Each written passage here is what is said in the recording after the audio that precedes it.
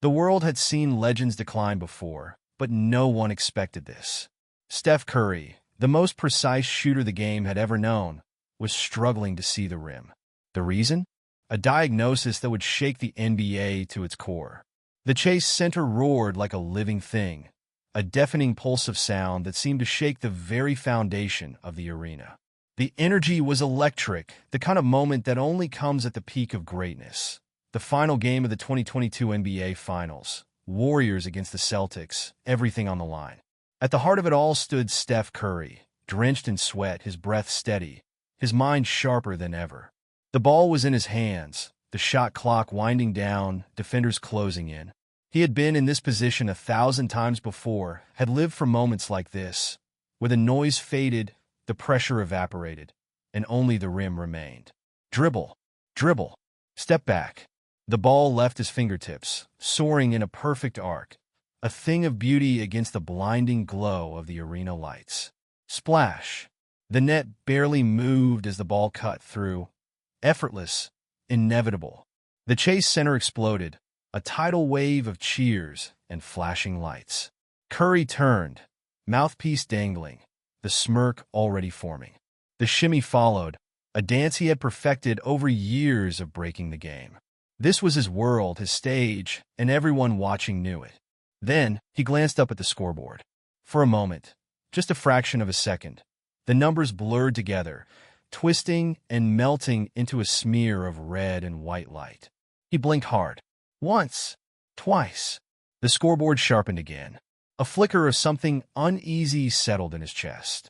Maybe it was adrenaline. Maybe it was fatigue. Maybe it was nothing. He shook it off and kept playing. What he didn't know, what no one in that roaring stadium knew, was that this shot, this moment, might be the last time he saw the game this clearly. Basketball had never been easy for him. Being the son of Del Curry had meant something, but not everything.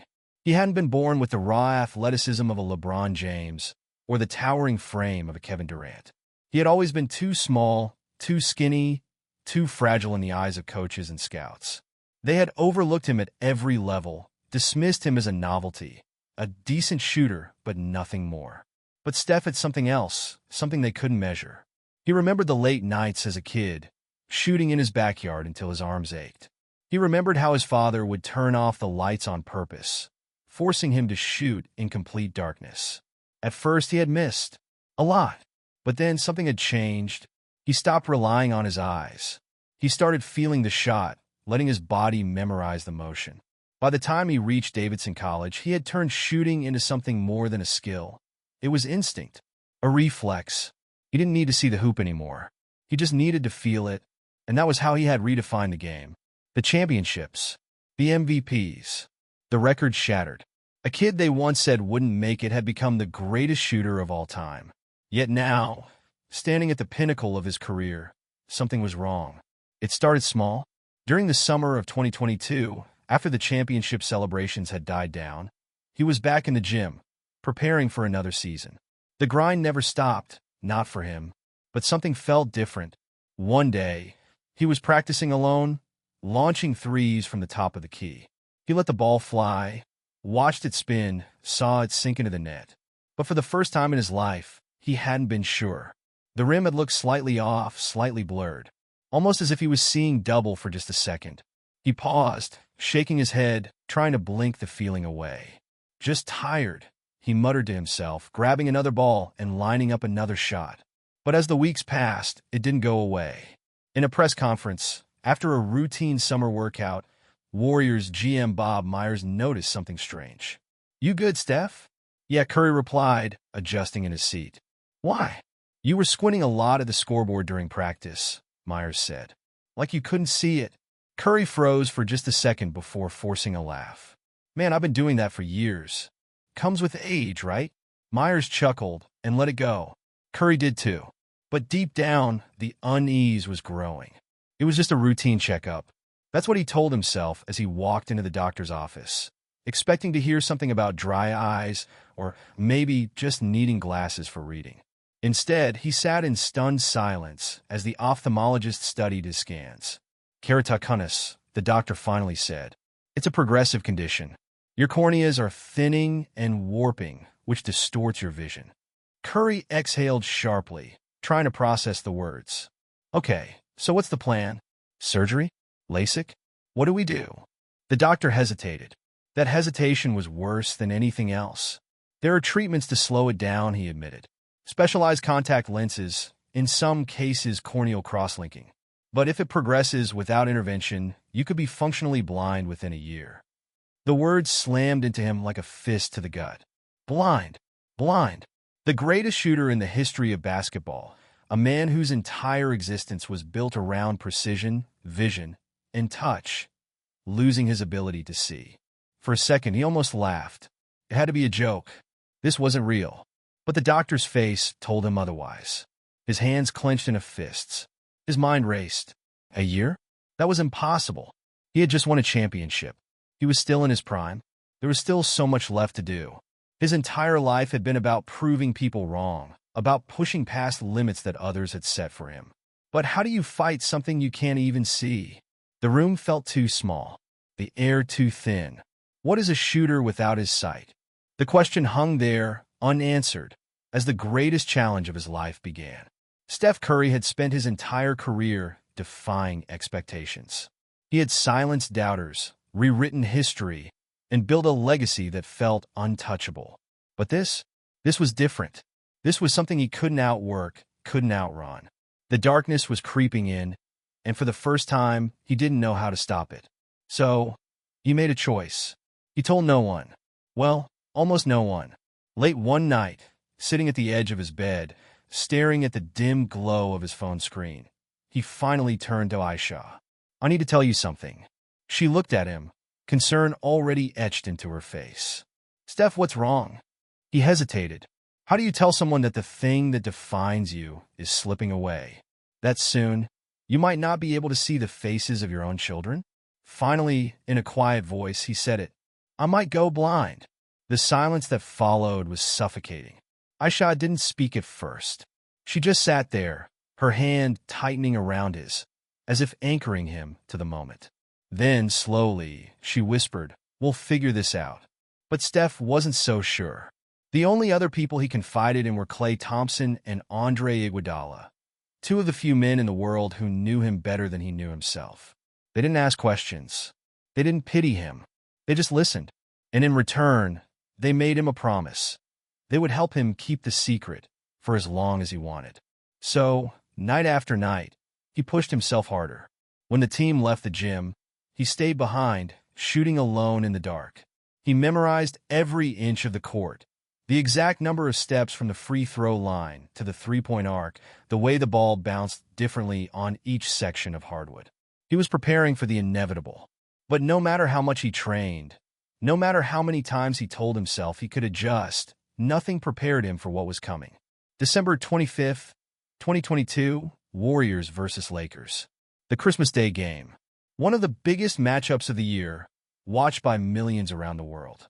Curry felt it the second he stepped onto the court. The lights were too bright, the movement around him too chaotic. He tried to focus to lock in, but the rim looked hazy, distant, like it wasn't real. Still, he told himself it was just another game, just another night. Until it wasn't. Fourth quarter.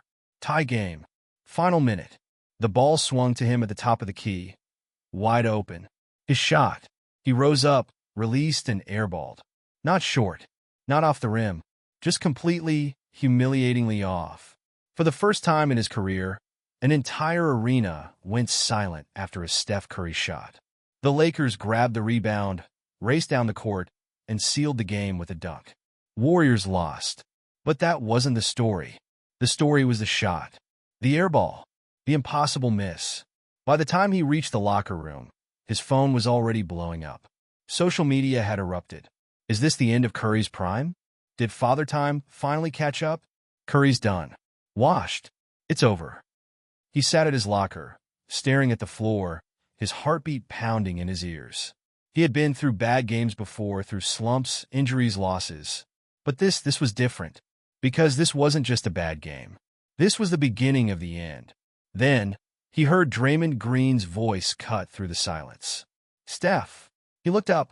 Draymond was standing there, arms crossed, eyes sharp with something between anger and concern. "Something's wrong with you," he said. "What is it?" For a second, Curry considered lying. He could laugh it off, make a joke, pretend it was nothing. But he was so damn tired of pretending. So he exhaled, ran a hand down his face, and finally said the words out loud.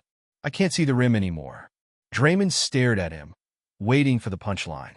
But when it didn't come, when he saw the exhaustion in Curry's face, his expression changed. "Man," he muttered, "why the hell didn't you tell us?" Curry shook his head. "Because I didn't want it to be real." But it was real. And now there was no hiding it. The next morning, Curry met with another specialist. The verdict was the same. The condition was progressing. There were options, experimental lenses, minor procedures to slow it down, but no cure. No way to stop it. He had two choices. Retire. Walk away before he embarrassed himself, before he ruined his legacy. Adapt. Learn to play without relying on his sight. The decision took less than a second. He wasn't leaving the game. If his vision was failing, he would train for a world without it. So, he changed everything. He started shooting blindfolded, training in complete darkness, forcing himself to rely on touch, rhythm, memory. At first, it was a disaster. His first night in the gym, he missed 10 shots in a row, then 15, then 20. His frustration boiled over, and he slammed the ball against the wall, cursing under his breath. But then he remembered something.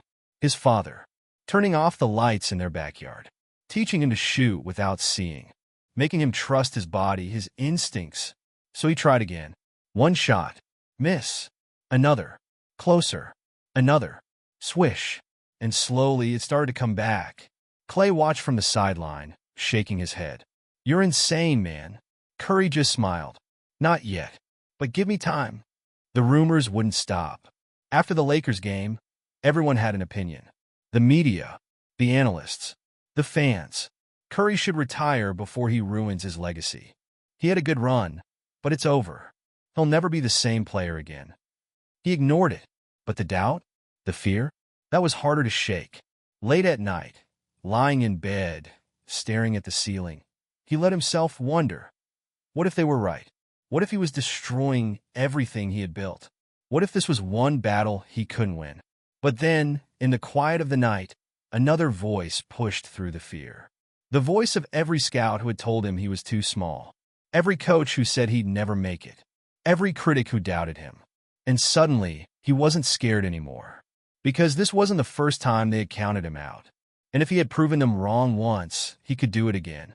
April 2023 arrived with a quiet, creeping inevitability. The test results confirmed what Steph Curry already suspected. The disease had advanced. His vision, once so sharp, so precise, would likely deteriorate completely within months. He sat in the doctor's office, staring at the blurred outlines of medical charts, nodding as the ophthalmologist explained the prognosis in a voice that sounded far away. There were no more miracles left, no experimental treatments that could restore what was slipping away. This was it. He had known it was coming, had trained for it, had prepared himself for a world without sight, but hearing the finality of it spoken aloud sent a chill down his spine. That night, he made his decision. He called his agent, then the Warriors' front office, then Steve Kerr. The press conference was scheduled within days, and when he finally stepped up to the podium, the world held its breath. Cameras flashed, reporters whispered, the weight of expectation pressing down on him. He cleared his throat, gripping the edges of the stand as if anchoring himself to the moment. "This may be my last season," he announced, voice steady, measured, betraying none of the storm raging inside him. "But I'm not leaving without a fight." The words sent shockwaves through the basketball world. Fans wept, analysts speculated, and his teammates, those who had quietly known, who had seen the signs, stood behind him with unwavering loyalty. What followed was something that could only be described as cinematic. The Warriors, fueled by something greater than competition, pushed forward with relentless determination.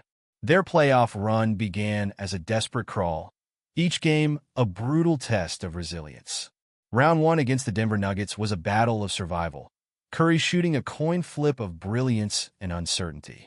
Some nights, he was vintage Steph, draining threes from deep, orchestrating the offense with the precision of a master conductor. Other nights, the rim seemed to vanish, the court a shifting, unfamiliar landscape where his instincts had to overcompensate for what his eyes failed to perceive. But the team adjusted, rallying around him, covering for his weaknesses, making sure he was never alone in the fight. By the time they reached the second round against the Memphis Grizzlies, the condition had worsened.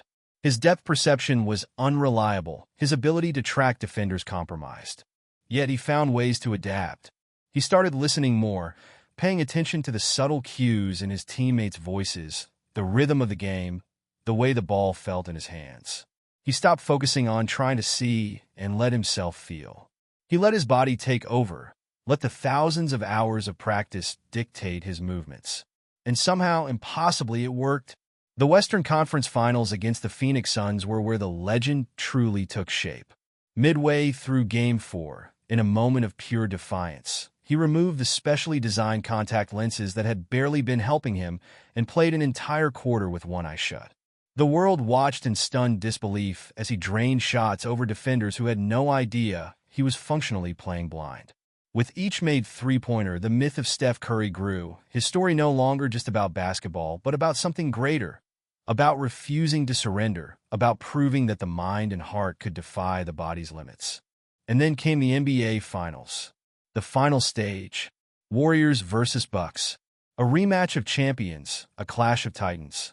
It all built toward Game 7, a game destined to be remembered long after the final buzzer.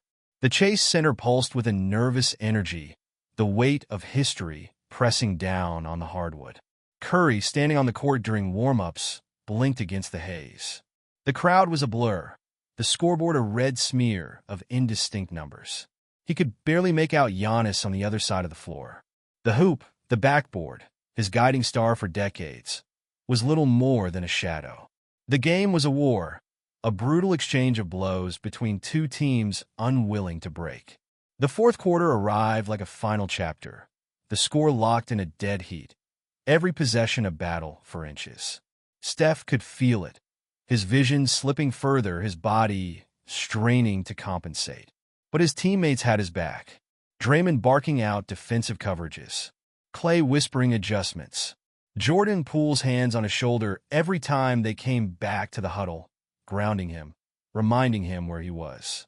And then, 10 seconds left, tie game, Warriors ball. Steve Kerr called the timeout.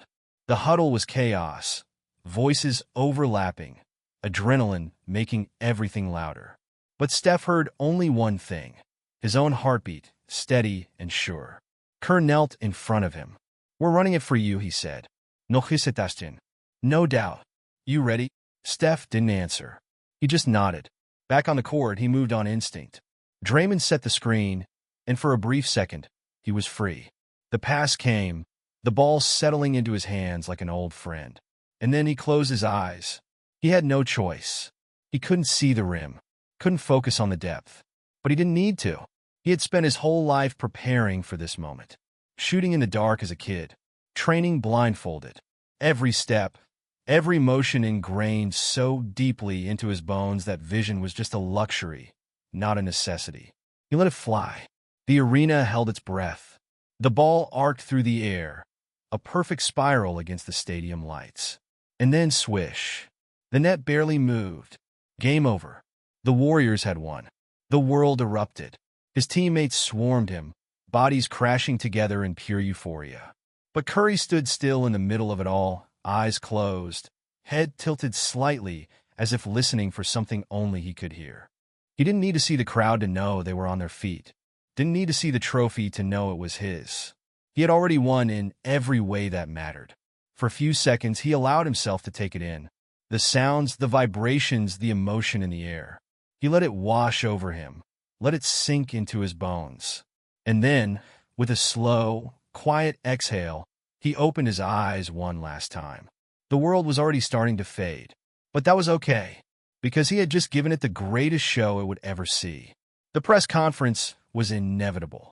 The morning after the championship parade, with confetti still stuck to the sidewalks of San Francisco and fans still replaying the moment his final shot swished through the net. Steph Curry stepped up to the podium for what everyone suspected, but no one wanted to hear. The cameras clicked incessantly, reporters leaning forward as if they could somehow will him into saying something different. He took a deep breath, the weight of years settling onto his shoulders. He had given this game everything. "I want to thank the game of basketball," he began, his voice steady but thick with emotion, "for giving me a purpose, for giving me a home. I played this game with everything I have, and I've been blessed beyond words. But I always told myself I would leave the game before the game left me." He paused, exhaling. "So today, I'm announcing my retirement from the NBA." The words hung in the air, almost surreal. The room, packed with reporters and teammates, was silent for a moment.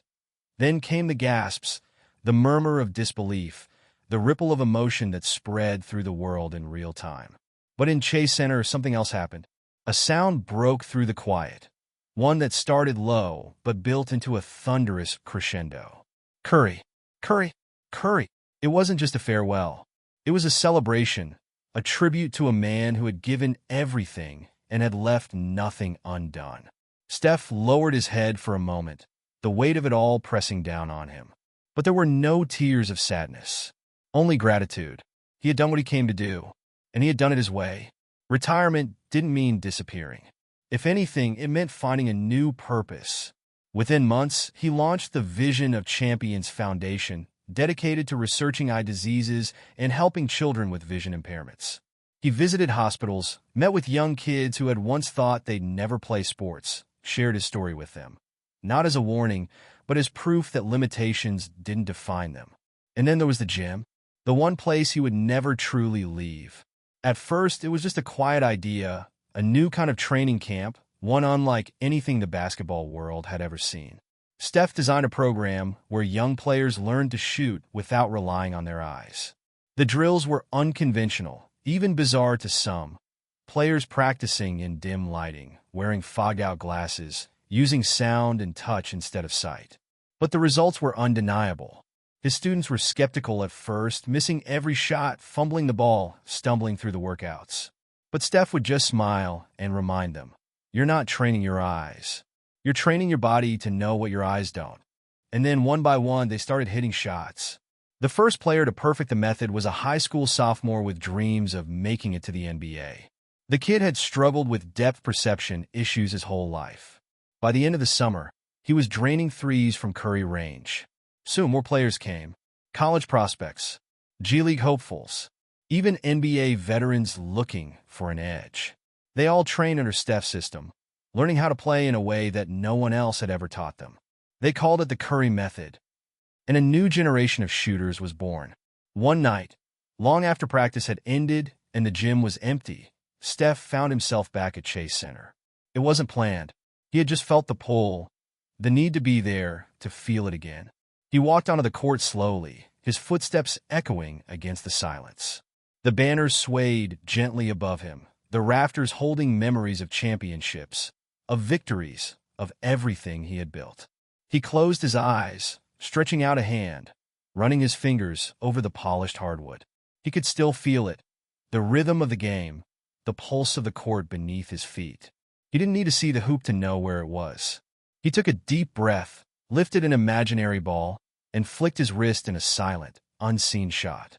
Somewhere, in his mind, in the echoes of all the moments that had led him here, he could still hear the swish. And that was all he needed. Basketball was never just a game to Steph Curry. It was a language, a rhythm, a connection between mind and body that transcended sight. His story was never about making the most three-pointers or winning the most championships. It was about proving that limitations are only as real as you allow them to be. When faced with losing the very thing that had defined him, he didn't retreat. He adapted. He showed the world that true greatness isn't about what you see, but about what you believe, about trusting in the work you've put in when everything else fades away. His legacy wasn't built on numbers or records, but on resilience, the ability to reinvent himself when the game demanded it, to rise when the world expected him to fall.